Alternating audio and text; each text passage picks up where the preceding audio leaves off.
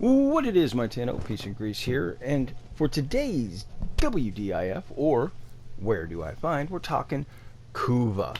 Now, if you're new to the game of Warframe, you're probably not familiar with this particular resource. And while it's true that there's a couple pieces of equipment that will require some Kuva to build, the majority of the time that you use Kuva, you're going to be using it to roll ribbons. Now, I'm not going to spend a huge amount of time talking about ribbon mods. If you want to know some of the ins and outs and particulars about ribbon mods, I'm going to direct you to my ribbon mod video. But suffice it to say, how you're going to use Kuva in conjunction with ribbon mods is pretty straightforward. So when you unveil a ribbon mod, it's going to get stats on that particular ribbon mod, and it's completely random. So if you don't like the stats, for example, I do not like these stats on my boar ribbon, I can roll those stats or cycle as long as I have Kuva. So what you would do is simply, if you have a ribbon mod you don't like the stats on, you have the Kuva to roll it, you would just simply go to the cycle option and it will RNG based present you with another set of stats. Now in this case we have status chance, crit chance, and reload speed, which I like much better than the last roll that I had. And as you can see, this is why you would do it. Now if you're new to the game of Warframe, you're probably thinking, okay, Peace, I don't have that many ribbon mods in the first place, so why would I care? What does it matter? Well, the more time you spend in Warframe, you are going to acquire ribbon mods, either through events or activities, or maybe friends and clanmates. I do typically give away a lot of ribbon mods that I either don't sell, don't want to dissolve, don't want to transmute, something along those lines. So simply I offer them up to friends and clanmates. If I can't sell them a trade chat, or if they have been looking for a ribbon mod but haven't been able to acquire one and I happen to get one, hey, that's what clans and friends are for, as long as, you know, someone isn't taking advantage of that. But even if you get, say, for example, 20, 40, 60,000 Kuva, keep in mind it's extremely easy to blow through that amount of Kuva. And I know if you're a new player, you're probably thinking, no way, 40,000 Kuva on a ribbon mod, that will never happen. It does happen because people are after a G roll or a God roll. And what this roll does is it is the perfect roll for a weapon's stats or for a player's build. And so people will spend Kuva like mad to try and get that roll. Now, believe it or not, there are some people out there that will actually just unveil a ribbon and get a G roll right off the bat. And I hate you. No, I'm kidding, obviously. No, I don't. I really hate you. But the point is that you're going to constantly need Kuva. All right? And that's the purpose of this video today. So we're going to be talking about two inconsistent methods of Kuva, of gaining Kuva, and two consistent methods. All right?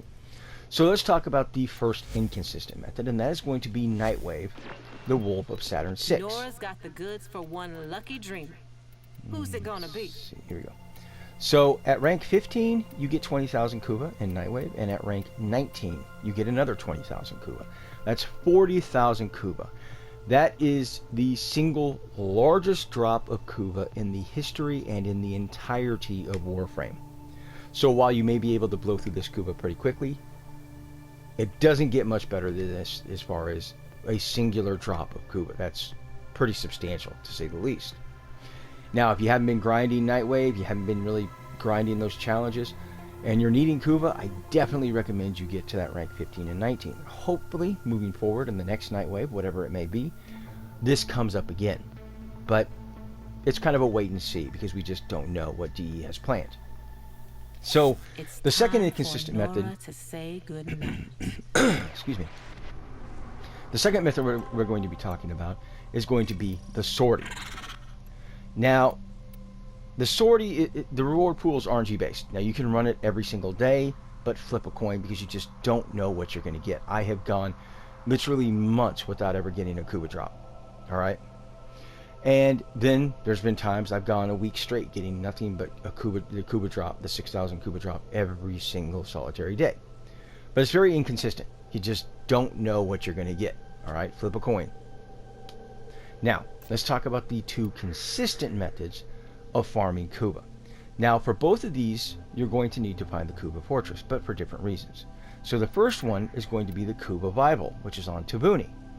Now this is a survival just like any other survival. All right, kill enemies, get the little life support pods. If you get too low, use the big life support pods, so on and so forth.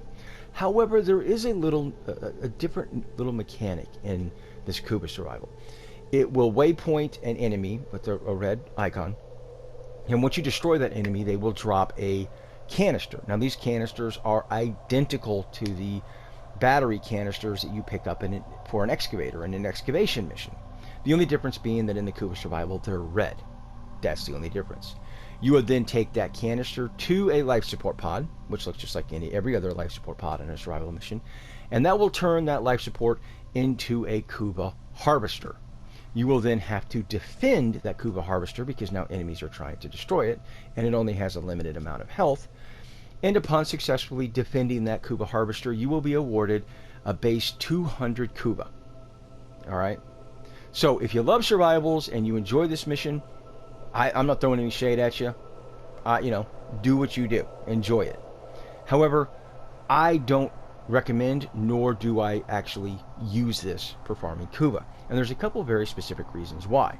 The first of which is that if I stay for 5 minutes and I complete a Kuva harvester, I get 200 Kuva. If I stay for an hour and I complete a Kuva harvester, I get 200.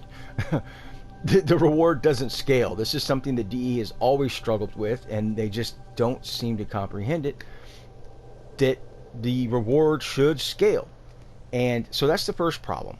The second problem is the Kuva harvester only has a set amount of health. And the first 5 minutes you're in this mission, the health is the same as if you stayed for an hour. Now, most of you at this point have already figured out the problem. But if you're staying for an hour, the enemies have continued to scale up and up and up. However, the Kuva harvester's health is the same as it was the first 5 minutes you were there. So if the enemies who have scaled up and up and up at this point for an hour just look at a Kuva harvester, it gets destroyed. So those are the two problems I have. The extremely low health on the Kuva harvesters that doesn't scale, and the extremely low amount of Kuva that doesn't scale with the time that you're there. So that's why I don't run this particular mission. If you do, go ham, you do you. I don't judge. But let's talk about the other method. Now, the other method, again, entails finding the Kuva harvester. And what you need to do is you need to find the planets closest to the Kuva harvester. And it looks like Mars and Phobos? Yeah. So on Phobos, you can always tell the Kuva siphon missions because they have the red Kuva droplet. And the Kuva floods have the 3 Kuva droplets. Now they are identical in practice as far as what you have to do. The main difference being that the Kuva flood has higher level enemies. Now the Kuva flood enemies are 80 to 100, whereas the Kuva siphon enemies are 25 to 35. All right. Because the enemies in a Kuva flood are higher level, you can get anywhere in the neighborhood of, say, 1,000 to 1,300-ish, somewhere in that neighborhood. I usually get about 12 to 1,300-ish Kuva when I run a Kuva flood. And then because the Kuva siphon mission is lower, you get less Kuva. You get in the neighborhood of, say, a high 500-ish to high 600-ish Kuva. I usually typically get about 600-ish Kuva from a Kuva siphon. But again, keep in mind this is without a resource booster and without a Smita buff. If you get either one of those, you're going to double that. If you get both, you're going to double that double. So, yeah, it makes a big difference. Now, the basic, and I got to stress this because I see this all the time when I run it, when I actually squad up with randoms. Now, the mission objective is critical.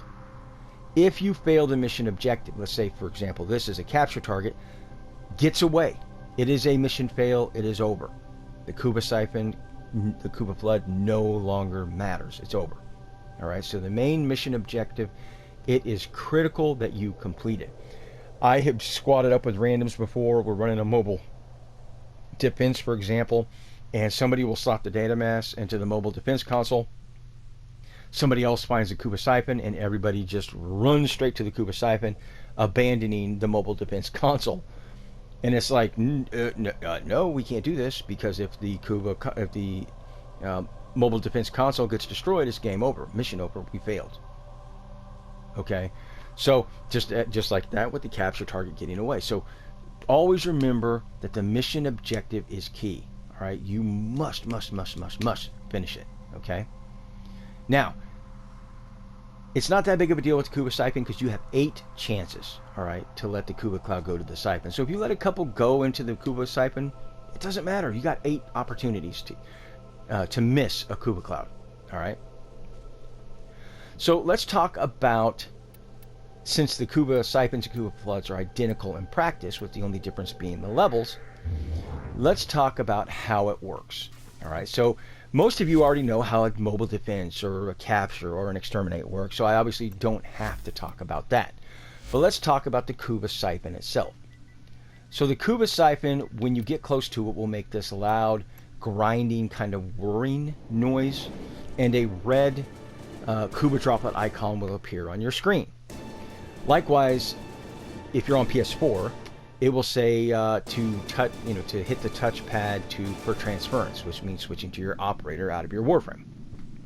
Now, this is a Kuva siphon, and essentially how this would work is, if you see these little capsules here jiggling on this console, they actually usually hang down. There's 4 of them total. These are called braids. All right. As a Kuva cloud approaches, and a Kuva cloud, as the name implies, is this very dark red black kind of cloud mass trying to get into this Kuva siphon. All right, the Kuva braid will actually point the direction of the Kuva cloud. You must intercept that Kuva cloud. By intercepting it, you will destroy that braid. All right, and you have to do that 4 times. You can intercept that Kuva cloud by switching to your operator and void dashing through it, or using your amp from your operator, and so on. Now, there is a farming method to this, and I will cover that briefly. But keep in mind that your Warframe abilities, your weapons cannot damage the Kuva siphon. All right, you can try and beat it with your melee weapon or shoot it to death with your primary or secondary weapon. You can try and sick your companion on it. Does not matter. You can't destroy the Kuva siphon that way. You can only destroy the Kuva siphon by intercepting the Kuva cloud. All right. Now I'm going to show you this because it's much easier to show you than it is to describe or tell you about it. But let's talk about an enemy that you're going to encounter when you're doing this. And this enemy is going to be the Kuva Guardian.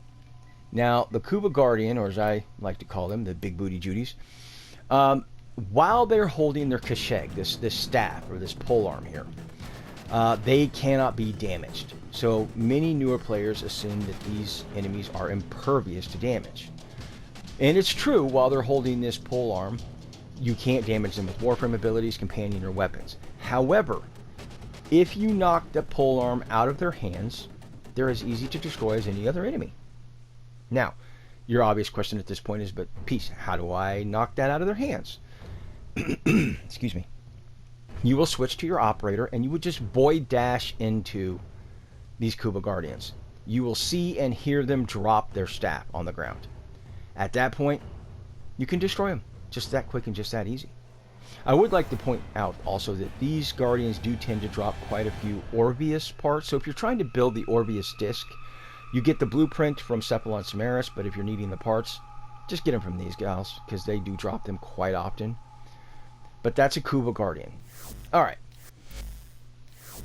So let's jump into a mission, and I'll show you basically how the system works, and then I will also show you the farming method if you're with the squad, so that you know what's going on there.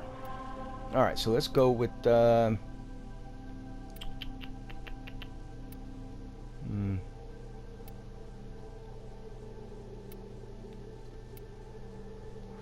We'll go with a capture here on Phobos. I thought there was one on Skyrash. Let's see. Yeah, right there. Right there on Skyrash.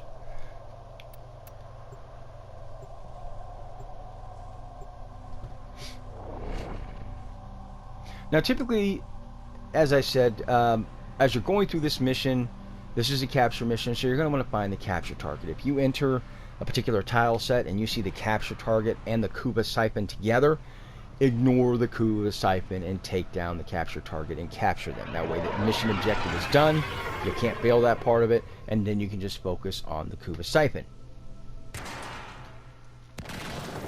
seen that so many times, it's not even funny. You are here to find our target. Bring them to the extraction point. Happy hunting. So I'm going to throw a warding halo on my Smita there, because my Smita's got to be up.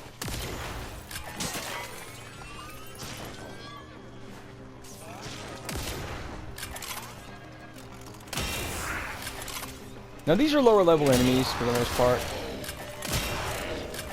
so you don't have to typically worry about them too much. Target located. Bring them in. Okay, so we found the target and the siphon together. Those are the Queen's braids. What are they up to? So what we need now is the Guardians, distract the cap the child. target. Okay, come on, today. Mission complete. The captive has been escorted to the extraction point. Well that. done. Okay, so now we can focus on the Kuva siphon. Now you're going to watch the braids that are hanging down there. Okay, it's pointing to the right over here. Frequency has changed. You're onto something, Tenno. Okay, here comes the Kuva cloud there. What a I will dash through it. That intercepts it. Now let's see, there's a Kuva guardian around here somewhere. There she is. I'm just going to void dash through her. Get rid of her. So with these Kuva guardians, these big booty Judies, it's advisable to take them out as quick as you can because they are freaking annoying. Alright, so now what we need is another Kuva cloud. Hopefully it comes there. Okay, here it comes to the... There we go. Now if you look to the upper left hand corner of my screen, you're going to notice there's 8 diamonds just below my mini-map, and it'll say braids destroyed 2 of 4. So the farming method for this is pretty straightforward. What you do is you get to 3 of 4, leaving 1 braid left, and you, with the squad, everybody running Smitas, you will then say, okay, does anybody have the Smita buff? And you will watch that next to your shields or your health on the upper right hand corner. If you don't have the Smita buff, you let the Kuva cloud go into the Kuva siphon, and you wait another round to see if somebody gets the Smita buff. So I am at 3 of 4 right now, so I'm going to show you kind of a hypothetical farm with the squad, everybody running Smitas. So we've got 1 braid left, we've got 3 of 4, we only need to catch 1 more intercept, 1 more Kuva cloud to finish this mission. In the upper right hand corner, nobody has the Smita buff, so I'm just going to let the Kuva cloud go into the Kuva siphon. Just that straightforward. Here comes the Kuva cloud, it'll go into this Kuva siphon here. There you go. Now if you look at the upper left hand corner, you're going to notice there's a red diamond. Okay? You've got 8 chances, 7 technically, you don't want that 8th one to go, to get all 4 braids destroyed. I'm probably going to go ahead and catch this just because I don't want to deal with the stalker at the same time I'm trying to deal with this. Here's the stalker. Okay, here comes the Kuva cloud. Okay. So basically you would just let 7 Kuva clouds go into... you would just let 7 Kuva clouds go into the siphon, hoping that somebody at some point is going to get the Smita buff.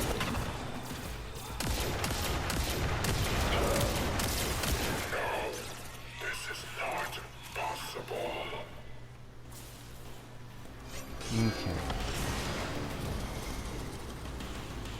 And the stalker drops heavy impact. What a D-bag. Okay, so we've captured the capture target. We've captured all of the Kuva clouds, intercepted all those so that the Kuva siphon is destroyed. So that's pretty much it. It's pretty straightforward. So we can now take a look at our mission progress. And there we have it, 1280 Kuva. So I probably ended up with about 640 Kuva, and my booster doubled that. No Smita buff this go around, which, yeah, it happens if you're solo. Keep in mind, I do recommend the farming method for a full squad. The reason why is because with 4 Smitas, you have 4 times the chances to get that buff, whereas if you're solo, you only have 1 Smita and 1 chance to get it. And more times than not, your Smita is going to probably be a butthead and not give you the buff. Either that or it'll give you a buff like, you know, instant reload. Something along those lines. But hopefully that helps you guys out in regards to farming Kuva, what Kuva is, and how to use it. If you have any questions, if you have any comments or tips or tricks, feel free to leave them in the comment section down below. And until next time, peace and grease.